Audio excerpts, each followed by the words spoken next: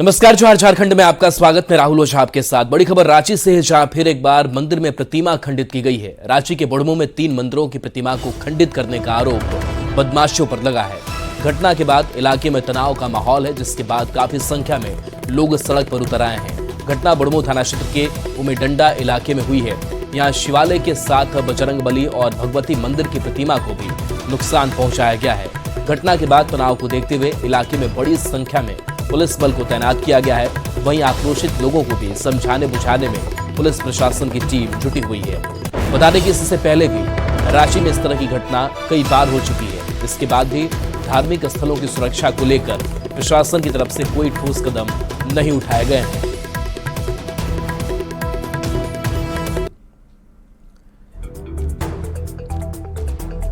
तो रांची से खबर है, जहां पर मंदिर की मूर्तियों को क्षतिग्रस्त किया गया, मंदिरों को निशाना बनाया जा रहा है। ओम प्रकाश हमारे साथ जुड़े हुए। ओम प्रकाश, एक बार नहीं कई बार ऐसी घटनाएं सामने आ रही है, लेकिन इसके बावजूद प्रशासन फेल क्यों हो रहा है और फिलहाल लोग क्या कह रहे हैं?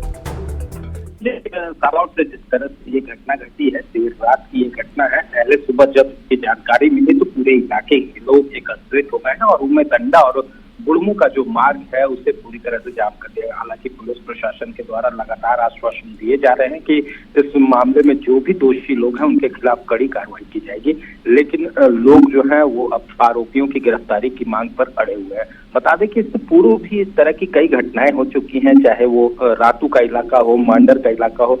मामले में गिरफ्तारियां भी हुई हैं। रांची के बरियातू इलाके में भी इस तरह की घटना हुई थी, जिसके बाद गिरफ्तारियां तो हुई और हर बार ये बातें जरूर होती हैं कि अब धार्मिक स्थलों की सुरक्षा के लिए विशेष चौकसी बरती जाएगी, गश्ती की जाएगी और वहां पर सीसीटीवी से लैस किया जाएगा। बावजूद कई ऐसे इलाके हैं जहां पर अभी भी जो धार्मिक स्थल हैं उनकी सुरक्षा जो है वो चाक चौबंद नहीं हो पा रही है, जिस वजह से इस तरह की घटनाएं घट रही हैं और यही कारण है कि लोगों में इसे लेकर आक्रोश है। जी चलिए, शुक्रिया ओम प्रकाश इस अपडेट के लिए आपका।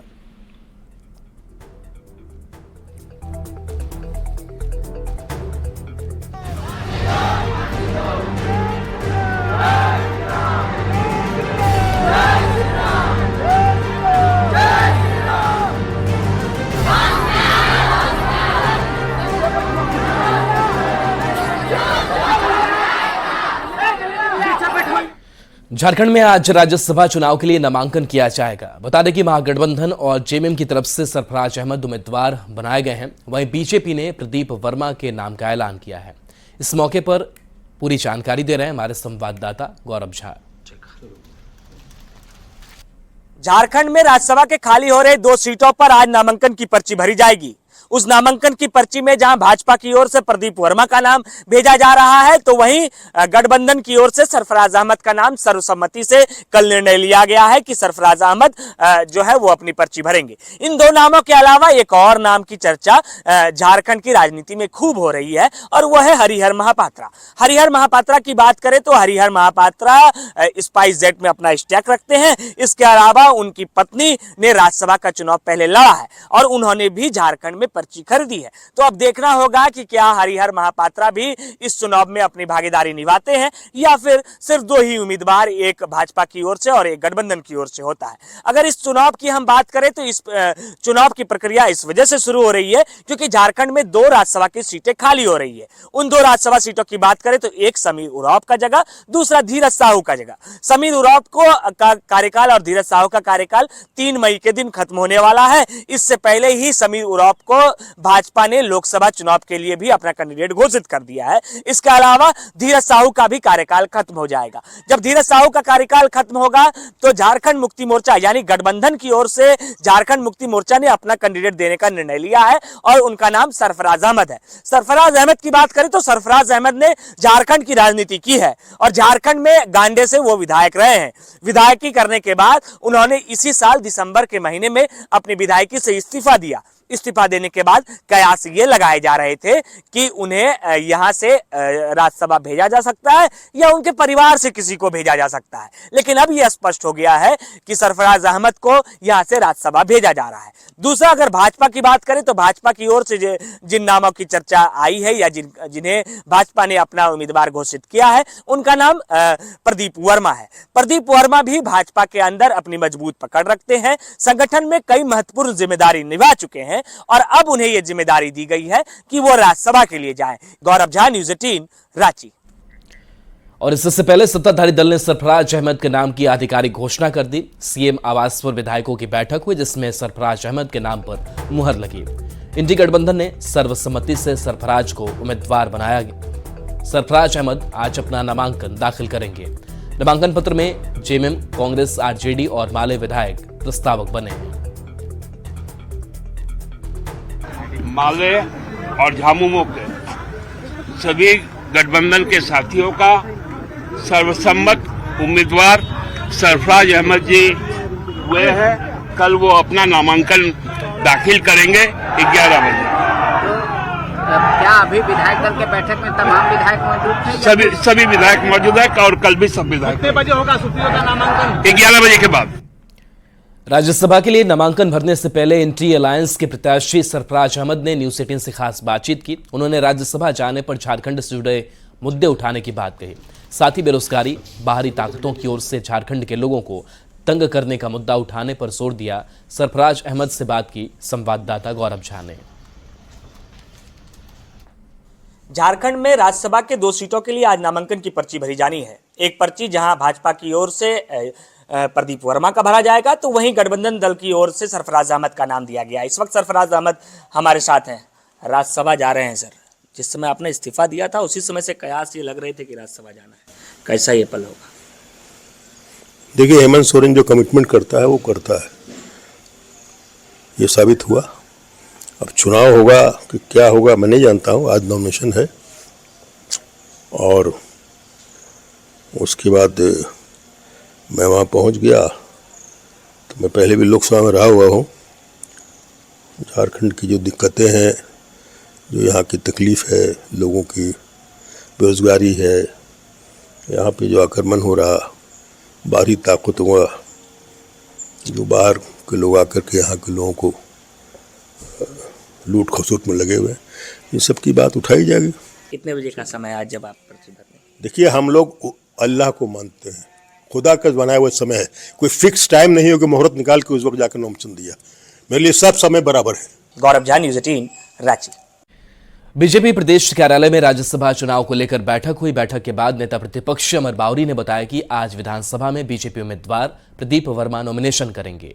एनडीए गठबंधन के सभी घटक दल नॉमिनेशन में शामिल होंगे। अमर बावरी ने राज्यसभा चुनाव में जीत की उम्मीद जताई। राज्यसभा के 2 सीट के लिए 21 तारीख को चुनाव यहाँ घोषित है।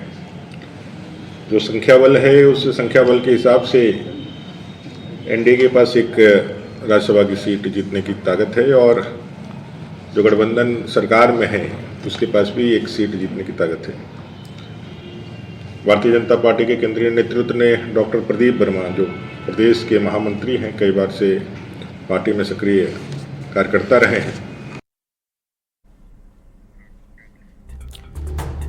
तो बीजेपी के सभी सीनियर लीडर शामिल हुए और आज नॉमिनेशन किया जाना है। प्रदीप वर्मा नॉमिनेशन करेंगे बीजेपी से और एनडीए के घटक दल के सभी दल मौजूद इस नॉमिनेशन के दौरान रहेंगे। एकजुटता दिखाने की कोशिश होगी।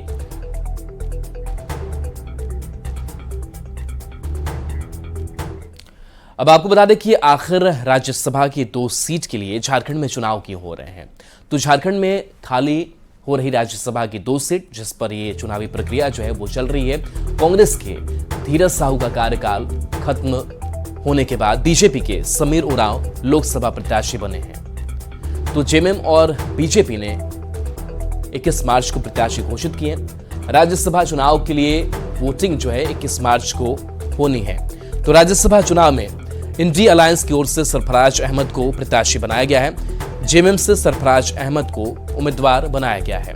कांडे सीट की अगर बात करें तो यहां से जेएमएम विधायक थे सरफराज, लेकिन निजी कारणों से 31 दिसंबर 2023 को उन्होंने इस्तीफा सौंप दिया और इस्तीफे के बाद उच्च सदन में पार्टी भेजेगी इसको लेकर के चर्चाएं शुरू हो गई। इंडिया अलायंस के सभी दल का समर्थन भी इनको है। तो इधर बीजेपी से प्रदेश महामंत्री प्रदीप वर्मा को राज्यसभा के लिए अपना उम्मीदवार घोषित किया है। बीजेपी ने प्रदीप वर्मा को प्रत्याशी अपना बनाया है। झारखंड बीजेपी के महामंत्री प्रदीप वर्मा हैं। एनडीए के सभी दल का इन्हें समर्थन मिला है। मूल रूप से लातेहार के रहने वाले प्रदीप वर्मा हैं। वहीं जेएमएम ने बाहरी होने का इनके ऊपर आरोप लगा दिया है। वह इस चुनाव की अगर बात करें तो इस चुनाव में कारोबारी हरिहर महापात्रा के उतरने से मुकाबला दिलचस्प हो सकता है। कारोबारी हरिहर महापात्रा भी मैदान में है। मुंबई बेस्ड बिजनेसमैन हैं हरिहर महापात्रा, जिनका नाम है real estate consultancy retail business में किए हैं। और स्पाइस जेट की अगर बात करें तो इसमें उन्होंने 1100 करोड़ का निवेश किया है। आप समझ सकते हैं कितने बड़े बिजनेसमैन हैं ये। कपिल सिब्बल के खिलाफ इनकी पत्नी चुनाव लड़ चुकी है। बीजेपी के समर्थन से प्रीति महापात्रा चुनाव मैदान में उतरी हुई थी। तो आज नॉमिनेशन को लेकर के हलचलें तेज रहने वाली है और एकजुटता दिखाने की भी कोशिश होगी महागठबंधन और एनडीए दोनों खेमों में। और चलिए बढ़ते हैं आगे। झारखंड में आज राज्यसभा चुनाव के लिए नामांकन किया जाएगा। बता दें कि महागठबंधन और जेएमएम की तरफ से सरफराज अहमद उम्मीदवार बनाए गए हैं। वहीं बीजेपी ने प्रदीप वर्मा के नाम का ऐलान किया है। अधिक जानकारी दे रहे हैं संवाददाता गौरव झा। झारखंड में आज राज्यसभा के 2 सीटों के लिए नामांकन पर्ची भरी जाएगी। भाजपा और इंडिया गठबंधन दल की ओर से एक प्रत्याशियों की पर्ची आज भरी जाएगी। गठबंधन दल की ओर से सरफराज अहमद का नाम आया है। इस वक्त हमारे साथ इरफान अंसारी हैं। कल विधायक दल की बैठक हो रही थी। इरफान अंसारी साहब अंदर थोड़े गुस्से में आ गए कि सरफराज साहब का नाम राज्यसभा के लिए भेजा जा रहा है तो शायद लोकसभा में जो भागीदारी अल्पसंख्यकों की है वो कट जाएगी। क्या बात था आखिर इरफान साहब, क्यों गुस्सा आ जा रहा है? देखिए, एक सोची समझी साजिश के तहत लोकसभा में अल्पसंख्यक का सीट काटने की बहुत बड़ी चाल चल रही है, साजिश रची जा रही है। कल हमने चंपई दास जी को, आलमगीर साहब को और हमारे जो अध्यक्ष है राजेश ठाकुर जी को मैंने कह दिया,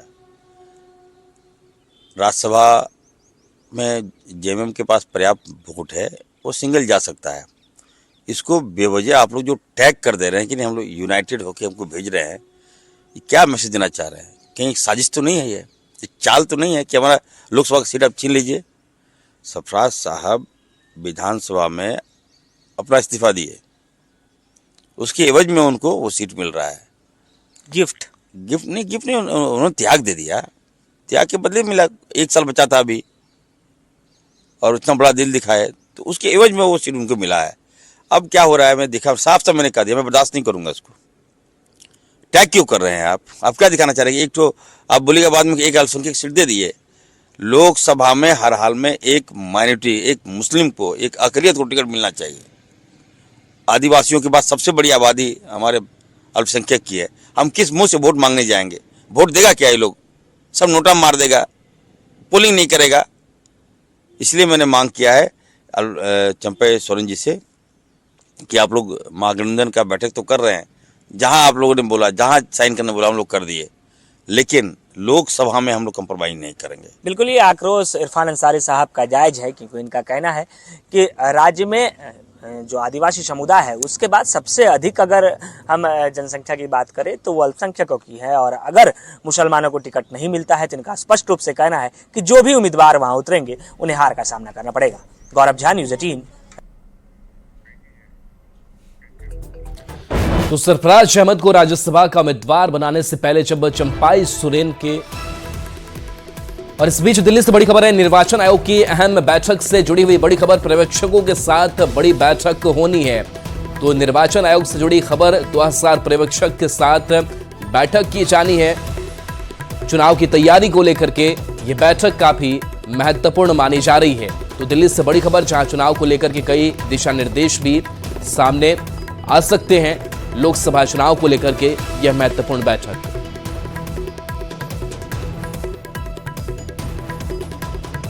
तो निर्वाचन आयोग की अहम बैठक और इसमें कई दिशा निर्देश भी जारी किए जा सकते हैं। पर्यवेक्षकों के साथ यह बड़ी बैठक बुलाई गई है। 2000 पर्यवेक्षक इस बैठक में शामिल होंगे, जिनको दिशा निर्देशित भी चुनाव की तैयारी को लेकर के किया जाएगा। लोकसभा चुनाव को लेकर राजनीतिक गलियारे में सरगर्मियां बढ़ती जा रही है। चुनाव को लेकर सभी दल बैठक भी कर रहे हैं। वहीं पार्टियों के बीच आरोप प्रत्यारोप का दौर भी शुरू हो गया है। कोलेबिरा विधायक नमन विक्सल ने कहा है कि पिछले लोकसभा चुनाव में बीजेपी ने छलकर खूंटी लोकसभा सीट पर जीत हासिल की थी, लेकिन जनता इस बार इसका मुंहतोड़ जवाब देगी। पूरी तरह से खूंटी लोकसभा को लड़ने के लिए तैयार है और लगातार बैठकें हो रही हैं। हमारे खूंटी लोकसभा के सभी साथी, पदाधिकारी और मतदाता सबको उत्साहित हैं। पिछले बार भी हम चुनाव जीते थे, लेकिन केंद्र सरकार ने और उस समय की झारखंड सरकार जो भाजपा की थी, उन्होंने साजिश के तहत गेजा करके छल कपट से इस चुनाव को जीतने का काम किया है। इस बार यहां की जनता भाजपा को करारा जवाब देगी। और देखिए, इस बीच पलामू से बड़ी खबर सामने आ रही है और बताया जा रहा है कि जेल में छापेमारी की गई है। तो सेंट्रल जेल में पुलिस ने रेड की है। पलामू से यह बड़ी खबर, जेल में सभी बैरकों की जांच की गई है। सेंट्रल जेल में पुलिस की रेड हुई है। जेल के सभी बैरकों में जांच हुई है। जांच में आपत्तिजनक सामान नहीं मिला है। डीसी के निर्देश पर यह छापेमारी हुई है। जिला प्रशासन और पुलिस ने रेड की है। मेदिनीनगर सेंट्रल जेल में छापेमारी की गई है। तो जिला प्रशासन और पुलिस ने रेड की है। सुरक्षा व्यवस्था को देखते हुए मेदिनीनगर सेंट्रल जेल में छापेमारी की गई है। तो डीसी के निर्देश पर यह छापेमारी की गई। हालांकि बताया जा रहा है कि जांच में कोई भी आपत्तिजनक सामान नहीं मिला है।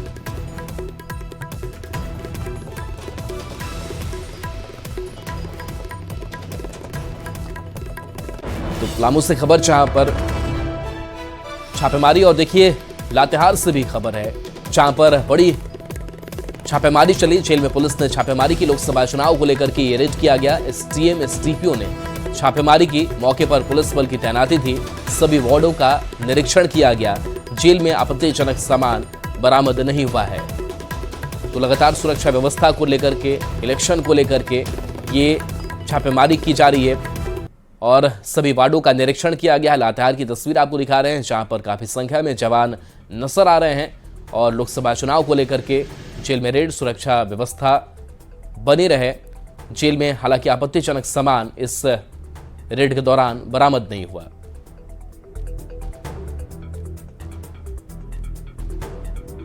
आज पूरे झारखंड में जितने भी जेल हैं वहाँ पर जो है ये इस तरह का कार्यक्रम आज हम लोग का चला, प्रोग्राम चला कि जो हम लोग को रूटीन जो होता है छापामारी सारे झारखंड के जेलों में एक बार हम लोग को किया जाए। तो आज हम लोगों ने यहाँ पे किया। अभी यहाँ पर जो है बंदियों का क्षमता है उससे जस्ट डबल यहाँ पर बंदी है। हालांकि रहने में अभी किसी को दिक्कत नहीं हो रहा है। यहाँ पे पानी की सुविधा, साफ सफाई है जेल में और कैदियों से भी हम लोगों ने मिला, तो उनके तरफ से भी कोई नेगेटिव चीज़। और चलिए, न्यूज़ 18 बिहार झारखंड पर खबरें आपके लिए लगातार जारी हैं।